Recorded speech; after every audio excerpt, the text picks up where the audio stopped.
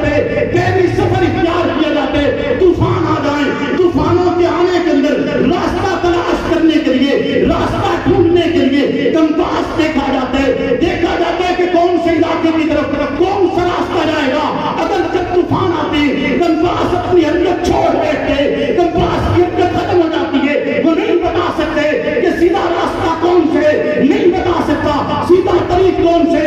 اس لمحے کی مثال دیتے ہوئے پیغمبر ارشاد فرماتے اور خود ارشاد نہیں کرتے، خالق کائنات سے سوال کرتے ہوئے کہتے کہ 3 سال کی ربی ان اختلاف یا ساتھی من بعدی فاوحی الیہ یا محمد انا صادق عندی بمنزلۃ النجوم فی السماء بعضهم اقوى من بعض ولی کل نور فمن اخذ بشیء من اختلاف فوقیہ لاہدم۔ سرکار کہتے ہیں میں نے اپنے رب سے سوال کیا اپنے صحابہ کے اختلاف کے متعلق، فاوحی الیہ یا محمد، رب وحی نازل کر کے کہتے ہیں کہ اے محمد انا صادق عندی بمنزلۃ النجوم فی السماء، آپ کے صحابہ میرے نزدیک ہدایت کے ستارے ہیں، ولی کل نور، اور ان میں سے ہر ایک کے لیے نور ہے۔ فمن اخذ بشیء من اختلاف فوقیہ لاہدم، اگر کوئی شخص آپ کے اختلاف میں سے، اس مقدس جماعت کے اختلاف میں سے بھی کوئی معمولی سی شے ملے گا، رب کائنات کہتے فوقیہ لاہدم، میرے نزدیک وہ ہدایت پر گامزن ہوگا۔ رسالت میں ارشاد فرماتے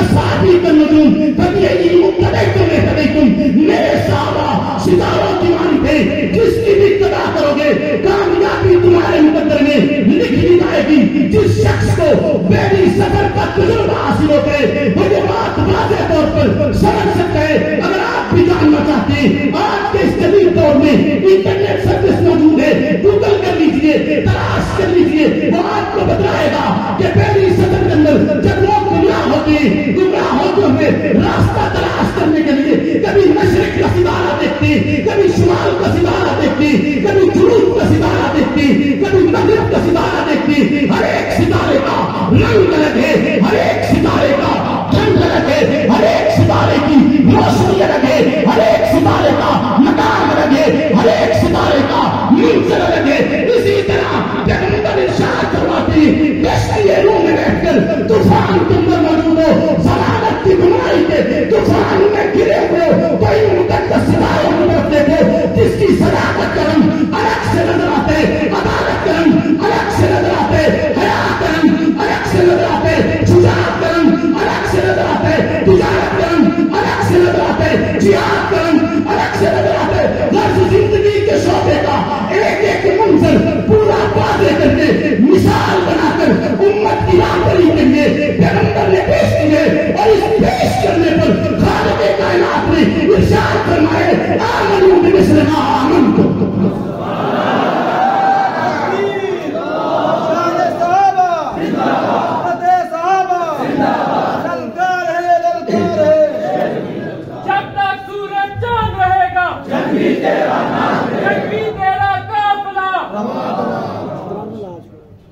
ایک کو آل رسول کہتے ہیں اور ایک کو بولیے نا، ایک کو اصحاب رسول کہتے ہیں۔ ایک یہودی تھا پیغمبر کے دروازے پر آتا، اس کا باپ نابین تھا، آپ کے نالین مبارک کے نیچے سے مٹی اٹھاتا، جا کر اپنے باپ کی آنکھوں میں لگاتا، رب اس کو بینائی عطاتا ہے۔ وہ پوچھتا ہے یہ کون سا سرمہ ہے جو تو نے میری نگاہوں میں لگایا اور نگاہ روشن ہو گئی؟ وہ آگے سے کہتی ہے میں نے کوئی سرمہ نہیں لگایا، بلکہ محمد رسول اللہ کے جوتوں کے نیچے سے مٹی اٹھا کر تیری آنکھوں میں لگائی ہے۔ وہ چھری اٹھاتا ہے، اپنی آنکھوں میں مارتا ہے، بینائی ضائع کرتا ہے، رب اسے بینائی پھر لوٹا دیتا ہے، وہ پھر ضائع کرتا ہے، رب پھر لوٹا دیتا ہے۔ 6 مرتبہ وہ اپنی آنکھوں کی بینائی ضائع کرتا ہے، رب 6 کے 6 مرتبہ اسے بینائی واپس لوٹاتا ہے۔ بلاخر اس کی بچی کہتی ہے کہ ابا اب تو شرم کر لے، تجھے اس نگاہ اس کی بدولت رب تجھے روشنی عطا کر رہا ہے، اب تو اس کی ہدایت پر ایمان لے آ۔ توجہ کرنا، پیغمبر کے مقدس نالین سے لگی ہوئی مٹی میں رب نے یہ گرم اور شفا رکھی ہے، تو پیغمبر کے سینے سے لگے ہوئے ابو بکر میں رب نے کیا کیا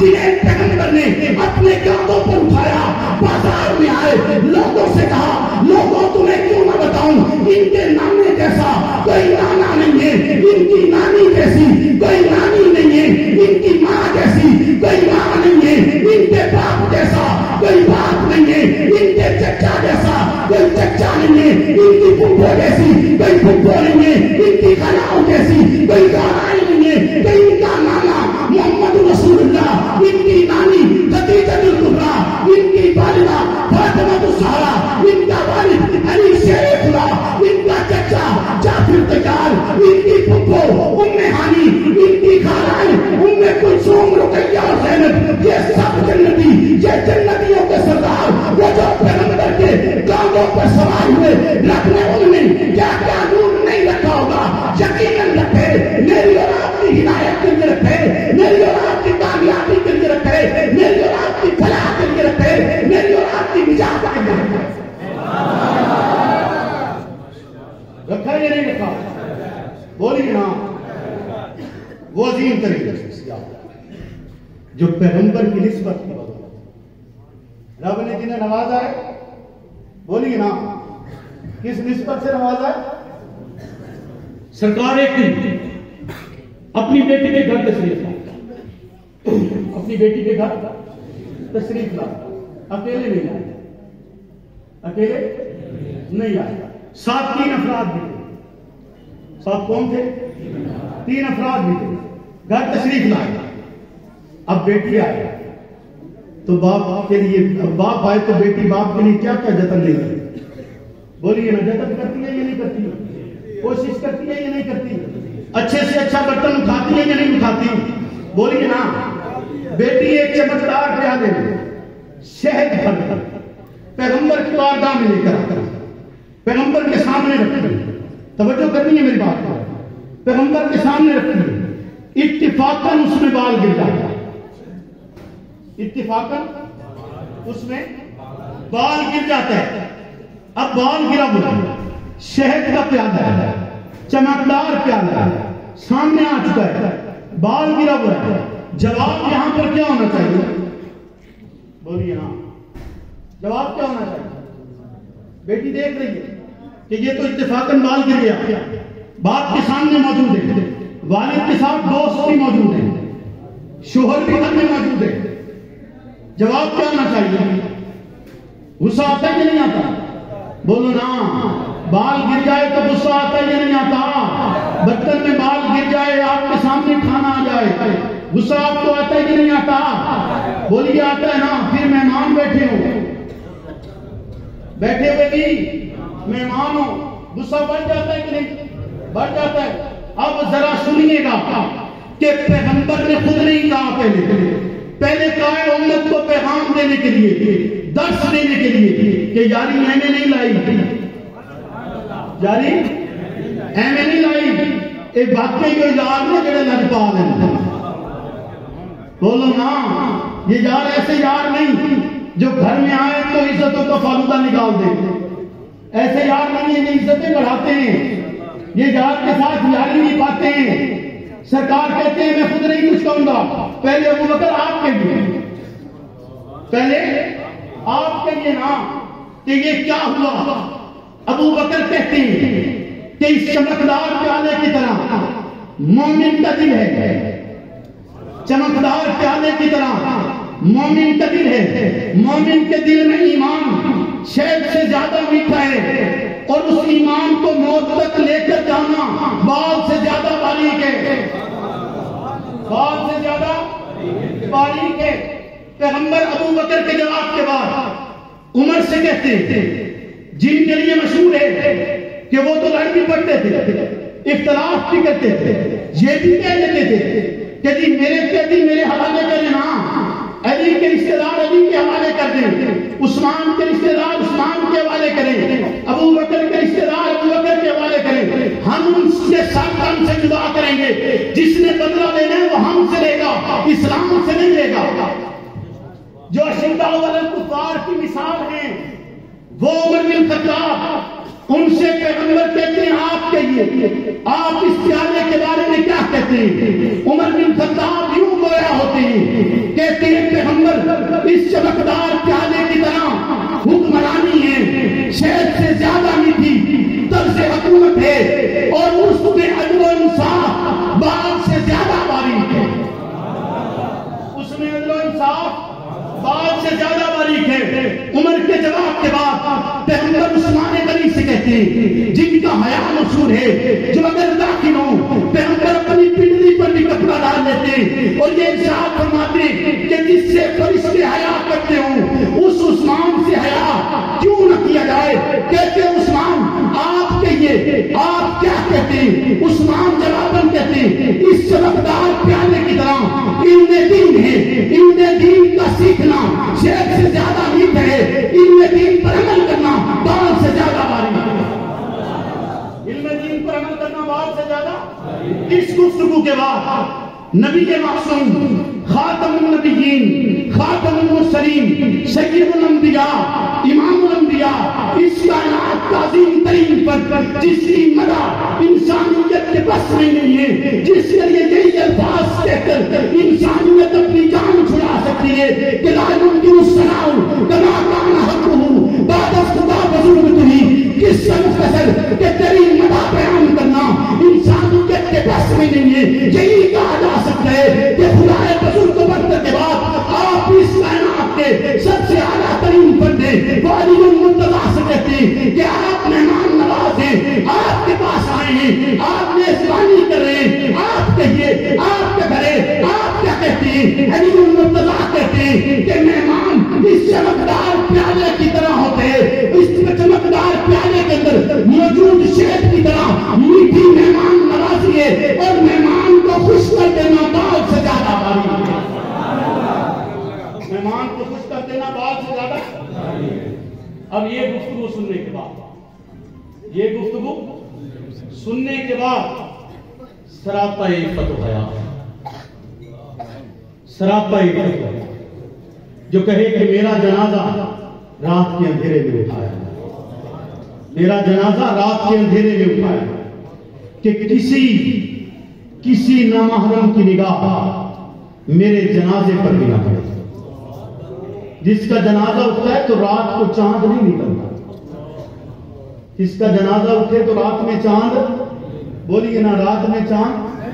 یہاں ایک بات اور عرض کر دوں، بات سمجھے تذکرہ، ایک واقعہ بیان کیا جاتا ہے اور بطور فضیلت بیان کیا جاتا ہے، اور فضیلت کے طور پر اسے حضرت علی کی فضیلت بیان کیا جاتا ہے، لیکن در حقیقت وہ فضیلت پیغمبر علیہ السلام، وہ پیغمبر کا معجزہ ہے، کیونکہ اس زمانے میں دستور یہ تھا کہ اگر صاحب ولی استراحت فرما رہا ہو، سویا ہوا ہو، کچھ ہو جائے اسے جگایا نہیں، کچھ ہو جائے اسے جگایا نہیں جاتا۔ اسی لیے غار میں ابو بکر نے بھی نہیں جگایا، غار میں ابو بکر نے بھی، سانپ نے ڈنگ مارا لیکن ابو بکر نے جگایا نہیں۔ اسی طرح سرکار سوئے ہوئے تھے، حضرت علی کے دانوں پہ سر تھا، حضرت علی نے بھی نہیں جگایا، نماز کا وقت گزر رہا تھا، حضرت علی نے جگایا نہیں، سرکار اٹھے، آپ نماز پڑھا چکے، صبح کا مقام تھا، سرکار اٹھے، پوچھا علی آپ نے نماز نہیں پڑھی؟ کہا سرکار آپ کو جگایا نہیں۔ پیغمبر دعا کرتے ہیں اللہ سے، اللہ تیرا بندہ علی، تیرا بندہ علی تیرے نبی کی خدمت کرتا رہا، اس لیے اس کی نماز رہ گئی، رب نے سورج واپس پلٹا، حتیٰ کہ کہا جاتا ہے پہاڑوں پر دھوپ پڑنے لگ گئی، پہاڑوں پر دھوپ۔ یہ اس عظیم پیغمبر کا معجزہ ہے جس نے چاند کو اشارہ کیا تھا تو وہ 2 ٹکڑے ہو گئے۔ ٹھیک ہے جی، سراپا عفت و حیا، کائنات کی عظیم ترین خاتون، جس کے حیا کو روز محشر بھی بیان کیا جائے گا، اعلان ہوگا، منادی آواز لگائے گا کہ لوگوں نگاہیں جھکا لو، فاطمہ بنت محمد کلے سرات سے گزرنے والی ہے۔ وہ خاتون کہتی ہے پیغمبر سے، اللہ کے نبی میں بھی کچھ عرض کروں؟ آقا کہتے ہیں بولیے، تو وہ معصوم وہ خاتون کہتی ہے کہ پیغمبر میرے خیال کے مطابق اس چمکدار پیالے کی طرح عورت کا حیا ہے، اس کے چہرے پر پردہ شہد سے زیادہ میٹھا ہے، اور موت تک اس کو اس طرح لے کر جانا کسی نامعلوم کی اس پر نگاہ نہ پڑے، بال سے زیادہ باریک ہے۔ برتن ہے، شہد کا برتن ہے، خوبصورت برتن ہے، گرا اس میں بال ہے۔ آپ گفتگو سن رہے ہیں امت کے رابروں کو؟ بولیے نا، امت کے رابر کس طرح پیغام دے رہے ہیں؟ مجھے اور آپ کو کیا تلقین کریں؟ مجھے اور آپ کو کیسے سمجھا رہے ہیں؟ بھائی جان بیٹھ جاؤ، بٹھاؤ بھائی جان بیٹھ جاؤ، اٹھنا نہیں بھائی۔ میں آپ خود دیکھیں کہ میں آج کے دن میں ہی سفر کر کے آیا ہوں۔ کیوں جی؟ مجھے تھکاوٹ آپ سے زیادہ تر، میں تو منہ ٹھنڈی دینا ہے، میں نے تو ابھی آپ کو بہت کچھ بتانا ہے۔ ابھی تو ابتدائی عشق ہے، روتا ہے کیا؟ توجہ ہے آپ کی؟ بولیے نا۔ وہ مولوی صاحب ادھر کھڑے تھے، بار بار بتا رہے تھے، سپیکر کہہ رہے تھے، کچھ لوگ بھی کہہ رہے تھے، خیر یہ دنیاوی مثالیں اس آخرت کی مثال کے تو قریب ہی نہیں ہے، اس کا تو کوئی ٹھکانہ ہی نہیں۔ وہ جو عظمت عطا کریں گے اللہ رب العزت، اس کے سامنے یہ دنیاوی چیزیں کیا حیثیت رکھتی ہیں۔ لیکن اے سپیکر بھی بار بار اپنا رخ بدل گیا ہے نا، رخ بدل رہا ہے، کہہ رہا ہے کہ بدل جاؤ، کیوں نہیں؟ لیکن ہم سیدھا کر کے بولیں گے، ایسے ہی ہے نا۔ کوئی مشکل نہیں، کوئی مشکل نہیں۔ توجہ ہے آپ کی؟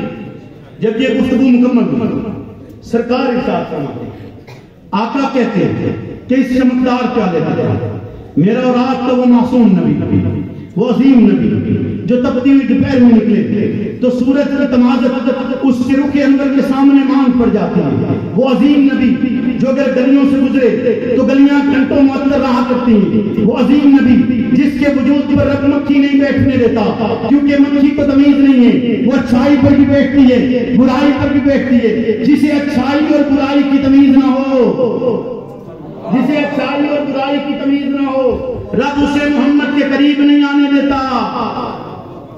جسے اچھائی اور برائی کی تمیز نہ ہو، رب اسے محمد کے قریب نہیں آنے دیتا۔ ایک شخص تھا، کہا ہے کسی نے واقعہ سنایا، واللہ عالم درست ہے یا غلط ہے، لیکن ایک کسی نے واقعہ سنایا ہے۔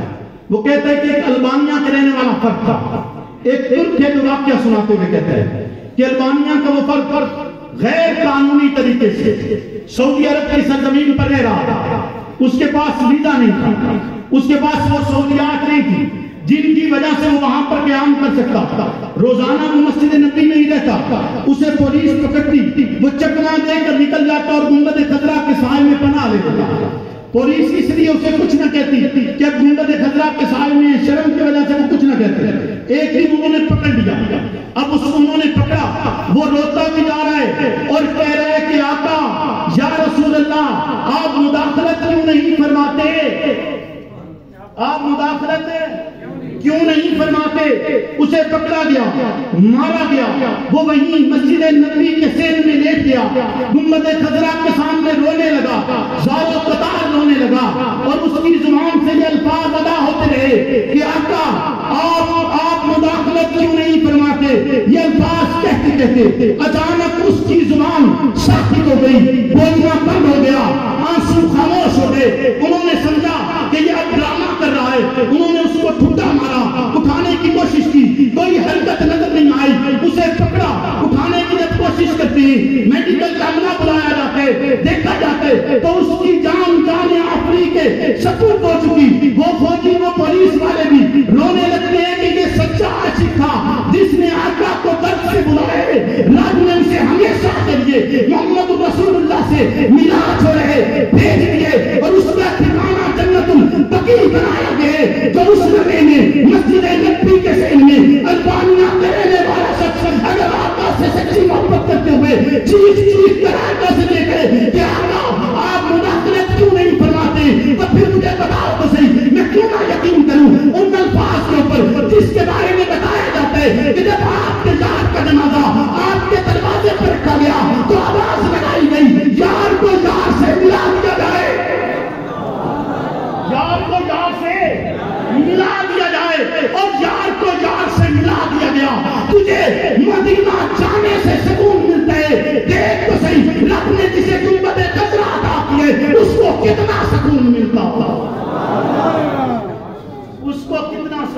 سنتا ہوگا. تیرا حافظ جنت لے جائے گا, تیرا مولوی جنت لے جائے گا. بولو نا, تیرا حافظ اور مولوی جنت لے جائے گا. یہ جو اس راستے پر ابھی صرف اس کتاب کو اس نے یاد کیا ہے, ابھی عمل نہیں کیا. یاد کیا ہے صرف, عمل کی تو بعض بچوں کی زندگی بھی نہیں کی, عمر ہی نہیں ہے ابھی 7 سال سے بھی چھوٹے ہیں. جس نے عمل نہیں کیا وہ تجھے جنت میں لے جائے گا. اور جس کی شریعت ہے, جس کی جو یہ دین لے کر آئے وہ کہاں کہاں میں لے جائے گا اور یقیناً لے جائے گا. تو توجہ ہے آقا ارشاد جن کی مدح میں ایک شخص نے 40,000 اشعار کہے اور آخری شعر یہ کہا کہ تھکی ہے فکر رساں اور مدح باقی ہے, قلم ہے آگ لاتا اور مدح باقی ہے, برق تمام ہوا اور مدح باقی ہے, تمام عمر لکھا اور مدح باقی ہے.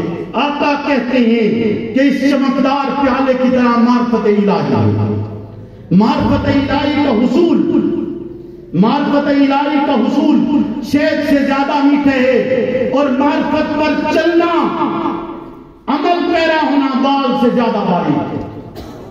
معرفت پر چلنا, آپ معرفت کا لفظ چھوٹا سمجھتے ہوں گے, اتنا چھوٹا لفظ نہیں ہے معرفت. معرفت اسے کہتے ہیں کہ ہر جگہ یہ جانا جائے, یہ سمجھا جائے کہ اللہ سن بھی رہے ہیں, اللہ دیکھ بھی رہے ہیں.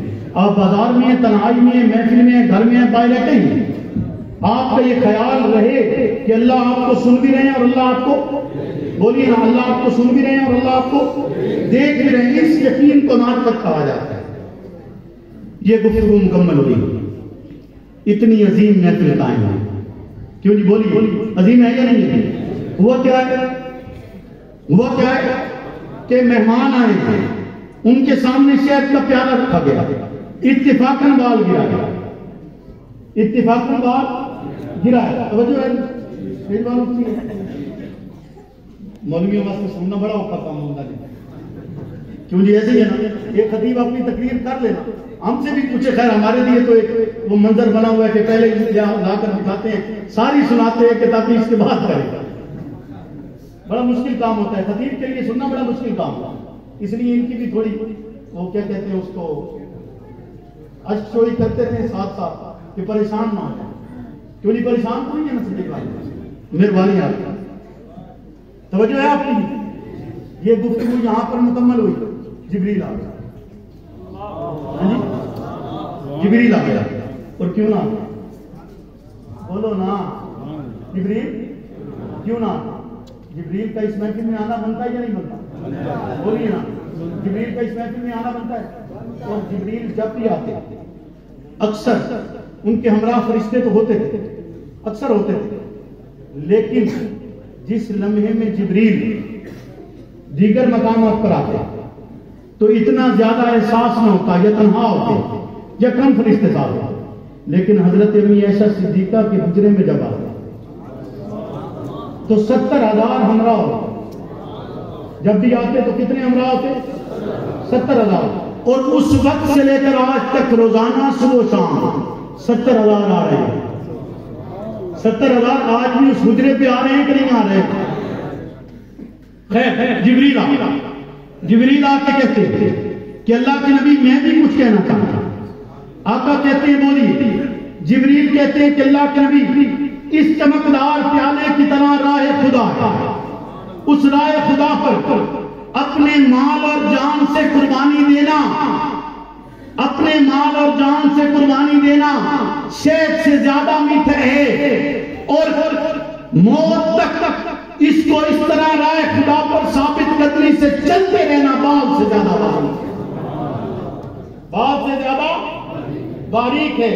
تو بات شروع ہوئی تھی دل مومن سے, بات شروع ہوئی تھی دل مومن سے, اور رکی آپ آ کے راہ خدا پر. بولیے نا, راہ خدا پر رکی کہ نہیں رکی. جبریل نے آ کر کہا راہ خدا, اور اس میں ایک توجہ طلب بات یہ کہ جب محمد رسول اللہ کے کہنے سے پہلے جب ابو بکر نے کہا دل مومن, کہ مومن کا دل چمکدار پیالے کی طرح, اس میں ایمان شہد سے زیادہ میٹھا, اور اس کو موت تک لے کر جانا بال سے زیادہ باریک. ذرا توجہ کرنا. اور جب پیغمبر نے کہا الفاظ ملتے ہیں یا نہیں ملتے, سے پیغمبر کہتے ہیں کہ رب کو پہچاننا ایمان، رب کی پہچان ایمان ہے نا، معرفت الہی، رب کو پہچاننا اس چمکدار پیالے کی طرح، معرفت کا حصول شہد سے زیادہ میٹھا، یعنی ایمان کا حصول شہد سے زیادہ میٹھا، اور موت تک اس کو لے کر جانا بال سے زیادہ باری۔ بات وہی ہے یہ نہیں ہے، بولو نا۔ اسی لیے تو کہتی ہیں صدیق اکبر کو کہ رم سنا سے نبوت ہے، صدیق چھپا ہوا ہے، صدیق اکبر چھپا ہوا ہے، اس میں کوئی شک نہیں۔ بہت سے پردوں میں آپ نے نکالا ہی نہیں، آپ نے پردے چاک ہی نہیں کی، کچھ صدیق اکبر نے بھی بہت ساری چیزوں کی وضاحت نہیں کی، بہت ساری باتیں۔ اب سیدنا صدیق اکبر سے روایت کے مطابق صرف 16 روایات ہیں، صرف 16، وہ حدیث نقلی روایت کرنے میں انتہائی محتاط ہے۔ ابو بکر جیسا شخص پیغمبر کی حدیث کی روایت کرتے ہوئے محتاط ہے، ابو بکر صدیق جیسا شخص۔ اور آج میں اور آپ کہا کہ اللہ کہہ رہے ہیں اس چمکدار پیالے کی طرح جنت ہے، جنت کی نعمتیں شہد سے زیادہ میٹھی ہیں، جنت کی نعمتیں شہد سے زیادہ میٹھی ہیں، اور اس جنت پر جانے والا راستہ بال سے زیادہ باریک ہے۔ اس جنت کی طرف جانے والا اپنے سرات بال سے زیادہ باریک۔ کہہ تو نہیں ہے، گل کو سمجھ آئی کہ نہیں ہے؟ یہ صرف واقعہ میں نے آپ کو پتہ کیوں سنایا؟ بولے نا بھائی، بولنا نہیں، آپ کا صرف نہیں بولنا۔ آج تھوڑے سب پہ ہم چلے ہوئے، وہ مقصد اصحاب رسول کے طریقے کو اختیار کرنا، ایسے ہی ہے، اس راستے پر چلنا ہے یا نہیں چلنا؟ بولیے، چلے پھر اس راستے پر، تھکے تو نہیں ہے نہیں؟ مانا علیہ و اصحابی، مانا علیہ و اصحابی، یہ لفظ آپ نے بہت مرتبہ سنا ہوگا۔ حدیث سنی ہوئی ہے کہ نہیں سنی ہوئی؟ بولیے بولیے، جس نے سنی ہوئی ہاتھ کھڑا کرے۔ یہ حدیث سنی ہوئی ہے مانا علیہ و اصحابی۔ اگر پیغمبر صرف یہ کہہ دیتے مانا میرا راستہ، تو کسی کو کوئی شک تھا؟ بولیے، کوئی شک تھا، کوئی ڈاؤٹ تھا، کوئی گمان تھا؟ نہیں۔ لیکن پیغمبر نے اپنا تذکرہ کرتے ہوئے 7 صحابہ کا تذکرہ کیا ہے۔ جیسے خالق کائنات جب اپنا تذکرہ کرتے ہیں تو اپنے ہمراہ اپنے مقدس پیغمبر کا تذکرہ بھی کرتے ہیں، لا الہ کہتے ہیں، ساتھ محمد رسول اللہ بھی کہتے ہیں اللہ ایک ہے مان لیجئے، ساتھ یہ بھی کہتے ہیں محمد اللہ کے رسول ہیں، یہ بھی مان لیجئے۔ جیسے آپ نے تصدیق کرنی ہے اس خدا وحدہ لا شریک کی وحدانیت کی، اس کے الہ ہونے کی، اس کے رزاق ہونے کی، اس کے خالق ہونے کی، اس کے مالک ہونے کی، اس دونوں جہانوں کے رب العالمین ہونے کی، جیسے آپ نے اس کے واحد و یکتا ہونے کی تصدیق کرنی ہے، ویسے ہی آپ نے اس بات کا اعلان بھی کرنا ہے محمد اللہ کے رسول ہیں، آخری رسول ہیں، لاریب پیغمبر ہیں، محمد اللہ کے ایسے عظیم پیغمبر ہیں جو بجائے وجود کون و مکان ہیں۔ آپ نے نہ صرف تصدیق کرنی ہے، زبان سے اقرار بھی کرنا ہے، اعلان بھی کرنا ہے، جیسے خالق کائنات اطیع اللہ و اطیع رسول کے الفاظ ادا کرتے ہوئے یہ پیغام اور درس دیتے کہ جب اللہ کی اطاعت کی جائے گی اس کے ہمراہ رسول اللہ کی اطاعت بھی کی جائے گی۔ اسی طرح جب پیغمبر اسلام الفاظ ادا کرتے ہیں، ہدایت بتلاتے ہیں، دلیل بتلاتے ہیں، راستہ بتلاتے ہیں، ایمان بتلاتے ہیں، معیار بتلاتے ہیں، ایمان کی کثرت بتلاتے ہیں، معیار عدل بتلاتے ہیں، تو بیان کرتے ہوئے الفاظ ادا کرتے ہیں مانا علیہ وصحابی، اس طریقے اور اس راستے پر جو میرا ہے اور میرے صحابہ کا ہے۔ پیغمبر بتلانا نہیں چاہتے، الفاظ میں رد و بدل ہو سکتے، عمل میں رد و بدل نہیں ہوا کرتا۔ پیغمبر یہ بتلانا چاہتے جن کی تربیت 23 سال تک پیغمبر نے کی ہے وہ ایسی بے مثال، ایسی لاجواب، ایسی بہترین، ایسی عمدہ، ایسی شاندار جماعت بن چکی ہے جس جماعت کے افراد کی ایک ایک فرد کے نقشے قدم پہ چلنے کو پیغمبر اپنا راستہ اپنا طریق بتاتے ہیں۔ اس راستے پر اگر آپ چل گئے آپ کامیاب ہو گئے۔ پیغمبر اپنے ساتھ ساتھ اپنے صحابہ کا تذکرہ کرتے ہوئے کہنا چاہتی الفاظ میرے ہیں، عمل اصحاب رسول ہیں۔ نعرہ تکبیر، شان صحابہ، عصمت صحابہ، حضرت مولانا مسعود نواز جنگلی صاحب۔ سمجھ میں بولیے نا نعرہ صاحب کرے میرا جو علی کرے بولیے جو 1,24,000 کریں عمل جو عمل کریں وہ عمل میرا عمل ہے. آپ تراویح پڑھتے ہیں 20 رکعت پڑھتے ہیں جماعت کی شکل میں پڑھتے ہیں. عمل کس کا ہے؟ بولیے نا عمر بن خطاب نے لاگو کیا ہے نا. پڑھتے ہیں نا ذمہ داری سے پڑھتے ہیں ڈیوٹی سمجھ کر پڑھتے ہیں. بولیے نا کامیابی سمجھ کر پڑھتے ہیں فلاح سمجھ کر پڑھتے ہیں رب کی رضا کے لیے پڑھتے ہیں. ایسے ہے نہیں ہے چونکہ پیغمبر نے کہا ہے مانا علیہ وصحابی میرا اور میرے صحابہ کا راستہ اکیلا نہیں سمجھنا. صحابہ عملی شکل ہے پیغمبر کی 23 سالہ مشقت کا نتیجہ ہے. پیغمبر کی 23 سالہ جدوجہد کا ثمرہ ہے. پیغمبر کی تیار کردہ مقدس اور بہترین جماعت ہے جس پر پیغمبر نے مسلسل محنت کی ہے لگاتار محنت کی ہے. ان کو سنوارا ہے انہیں تیار کیے اور ایسا تیار کیے کہ خالق کائنات انہیں مخاطب ہو کر کہتے ہیں. وہ قرآن مجید کے اولین مخاطب ہیں. ان سے مخاطب ہو کر خالق کائنات کے ساتھ فرماتے ہیں آمنو بمثل ما آمنتم ایمان لائے گا جو بھی لائے گا اگر وہ کامیاب ہونا چاہتے تو تمہاری مثل ایمان لے کر آئے تب کامیاب پھیلے گا. اگر تمہاری مثل ایمان نہیں ہے تو کامیابی اس کے حصے میں نہیں آ سکتی ہے. پیغمبر اپنے صحابہ کا تذکرہ کرتے ہوئے ان کے وجود کی حقانیت کو بیان کرتے ہوئے ان کے عمل کو امت کے سامنے واضح کرتے ہوئے ان کے کردار کو امت کے سامنے مثال بناتے ہوئے ارشاد فرماتے ہوئے کہتے ہیں مانا علیہ وصحابی ارشاد فرماتے ہوئے کہتے ہیں اصحابی کا نجوم جب یہ تم ارشاد فرماتے ہوئے کہتے ہیں میرے صحابہ میرے صحابہ ایمان کر رہے ہیں. یہ وہ مقدس جماعت ہے جس نے 23 سال پیغمبر کی بارگاہ میں رہ کر لا سیکھے پیغمبر کی بارگاہ میں رہ کر نماز پڑھنا سیکھے پیغمبر کی بارگاہ میں رہ کر روزہ رکھنا سیکھے پیغمبر کی بارگاہ میں رہ کر ایمان کا ایک جزء ایمان کا ایک حصہ نہ صرف سیکھے بلکہ اس پر عمل بھی کیے. اور اگر کسی بات میں انہیں شروع ہوئے تو انہوں نے پیغمبر سے پوچھے امت کی آخری کے لیے پوچھے امت کی ہدایت کے لیے پوچھے امت کی روشنی کے لیے پوچھے. وہ پوچھتے ہیں پیغمبر بتائیے تقدیر کسے کہا جاتا ہے. پیغمبر تقدیر کی وضاحت کرتے ہیں. جب تقدیر کی وضاحت کرتے ہیں تو آگے الفاظ کی وضاحت کرتے ہیں کہ جو صحیح گروہ ہیں وہ خود بخود اس راستے پر کام سمجھ آتی ہیں جنہیں حق کی طرف جانے جنہیں نجات کی طرف جانے. جناب صحابہ یہ نہیں کہتے کہ اب عمل چھوڑ دیا جائے یہ نہیں کہتے اب ہاتھ پر ہاتھ کر لیے جائیں یہ نہیں کہتے اب گھروں میں بیٹھ کر جائے بلکہ جناب صحابہ کہتے ہیں کہ اب ہم زیادہ کوشش کریں گے نیکی میں بھی زیادہ کوشش کریں گے ذکر میں بھی زیادہ کوشش کریں گے نماز میں بھی زیادہ کوشش کریں گے روزہ میں بھی. جب ان کو پیغمبر تقدیر سمجھائے جناب وہ تدبیر بھی اختیار کرتے ہیں. بولیے نا کردار کے لباس ہو اور جب کردار بے لباس ہو جائیں تو پھر یقین نہیں کیا جاتا پھر بے یقینی کو یقین میں بدلنے کے لیے طاہر حیدری بنا جاتا ہے. کیوں جی پھر بے یقینی کو یقین میں بدلنے کے لیے رفاقت بنا جاتا ہے. ایسے یہ نہیں ہے یاسر گجر بنا جاتا ہے.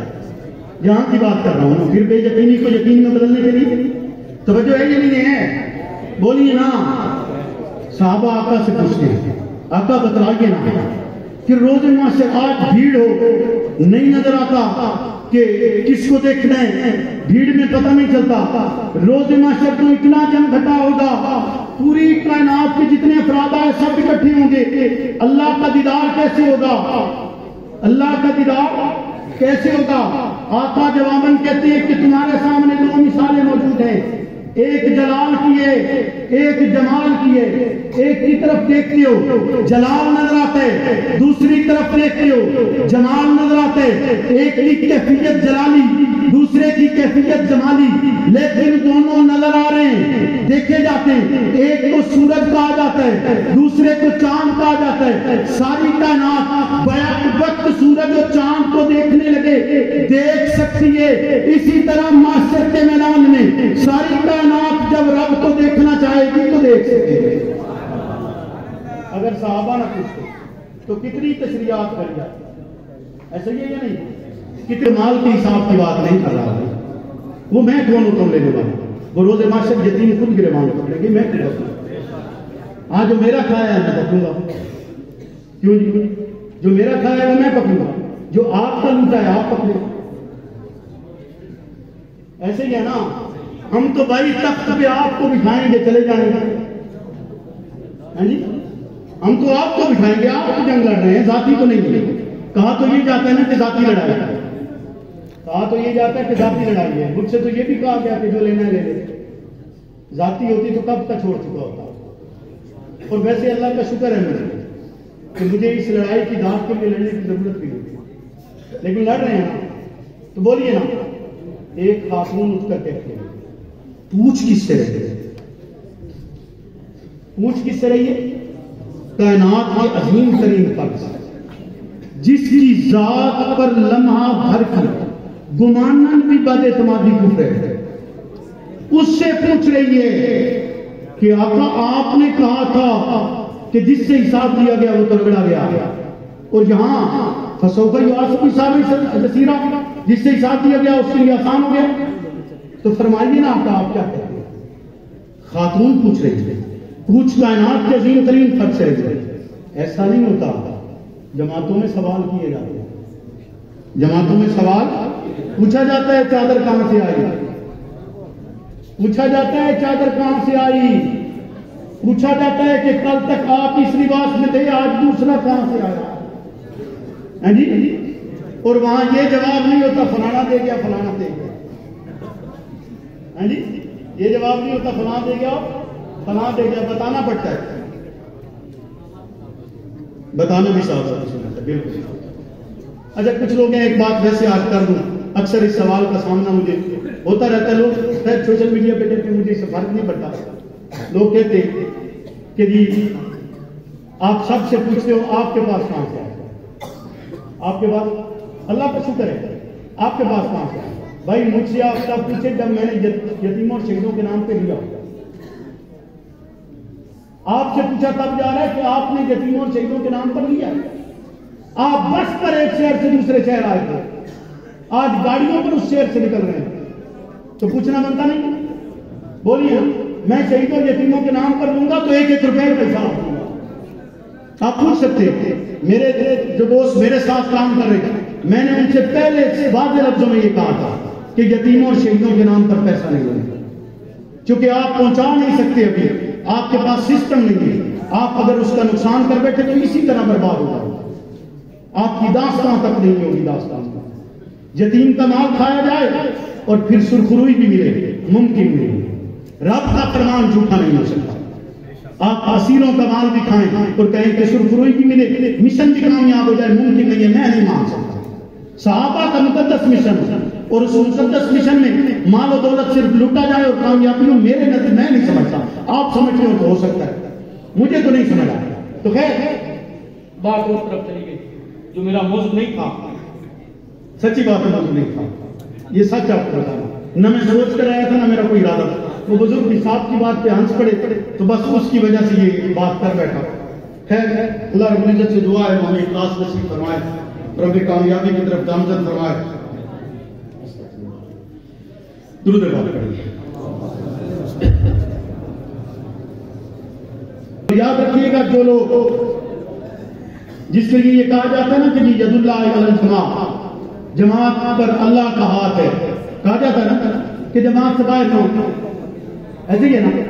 یاد رکھیے گا حق بیان کرنے والے تنہا ہوتے ہیں، جماعتیں نہیں ہوتے، اور ہر دور میں ایسے افراد ہوتے ہیں جو حق بیان کرتے ہیں اور تنہا ہوتے ہیں، اور اس کو اگر شرعی نقطہ نظر سے سمجھا جائے، میں جھوٹ نہیں بول رہا ہوں، سچ بیان کر رہا ہوں، آپ ترجمان السنہ اٹھا کر پڑھ سکتے ہیں، شرعی نقطہ نظر سے پوری دنیا میں کسی مقام پر اگر کوئی فرد واحد، ایک فرد اپنے اپنے علاقے میں الگ الگ تنہا فرد کی حیثیت سے اگر دین کا کام کر رہا ہے، حق بیانی کر رہا ہے، ہے من جملہ پوری دنیا کے ان افراد کو اکٹھا کر کے شرعی نقطہ نظر سے ایک جماعت سمجھا رہا ہے.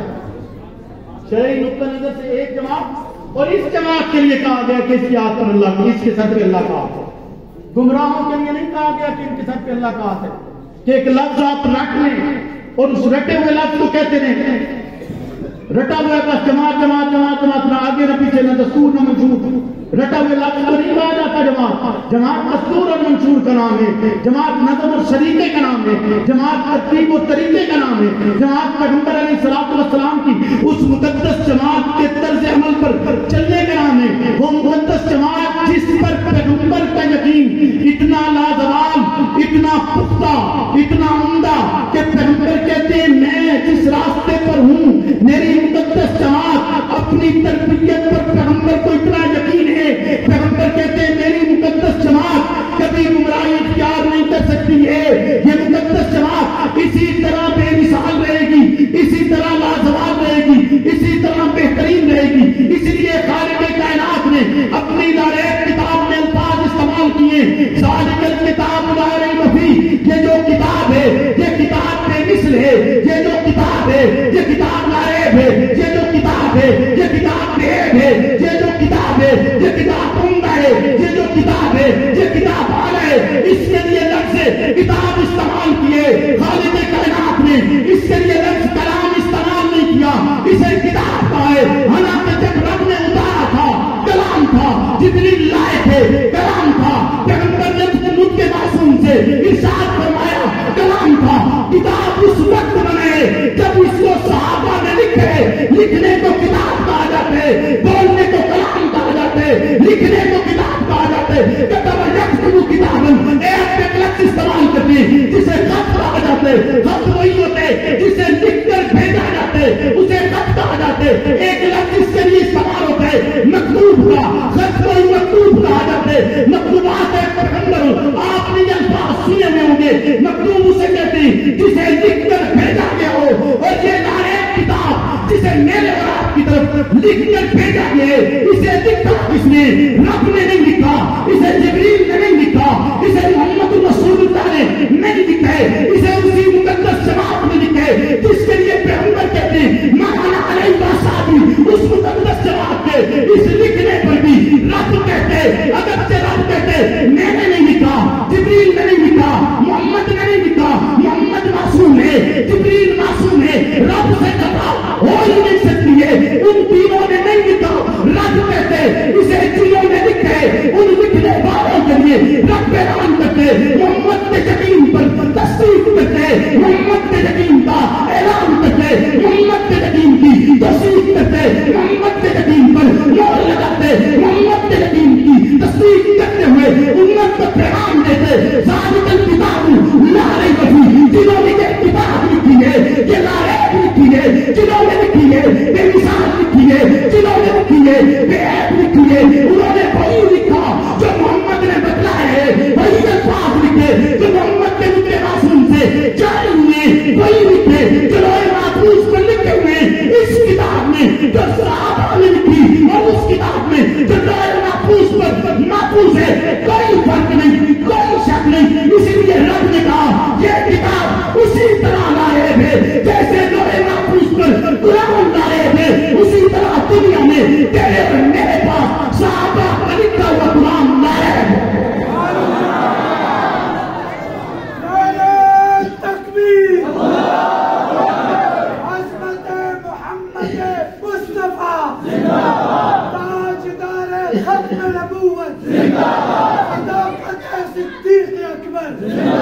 عدالت فاروق اعظم، ثقافت عثمان، شجاعت علی، ثقافت عثمان، شجاعت علی، فاطمہ ولی امیر معاویہ.